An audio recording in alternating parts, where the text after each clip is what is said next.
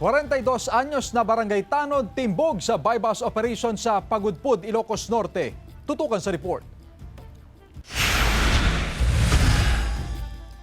Kalaboso ang 44 anyos na babaeng barangay tanod matapos maaresto sa bypass operation ng PNP sa barangay Burayok, Pagudpud, Ilocos Norte. Ayon sa PNP, isang pakete na naglalaman ng hinihinalang shabu ang nabili sa sospek ng pulis na nagpanggap na buyer. Nang kapkapan, nakuha pa sa sospek ang 2 pakete na naglalaman ng hinihinalang shabu at isang improvised tutor. Matagal na umunong minamanmanan ang iligal na aktibidad ng sospek hanggang sa makakuha ang autoridad ng tiyempo para sa operasyon. Mahaharap sa kaukulang reklamo ang sospek na wala pang pahayag. Ongoing po yung preparation ng necessary documents para ma-inquest itong nahulihan.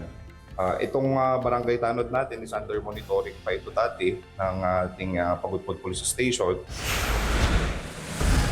Aabot sa 48.9 million pesos na halaga ng tanim na marijuana ang pinagsisira ng autoridad sa isinagawang marijuana eradication operations sa bulubunduking bahagi ng Sugpun, Ilocos Sur at Kibungan, Benguet. Kabuang 238,500 marijuana plants ang pinagbubunot ng autoridad mula sa mga natagpuang plantasyon. Maliban pa riyan ang natagpuang 10 kilong dried marijuana sa huling araw ng operasyon sa boundary area. Walang nahuling cultivator pero patuloy ang investigasyon ng autoridad.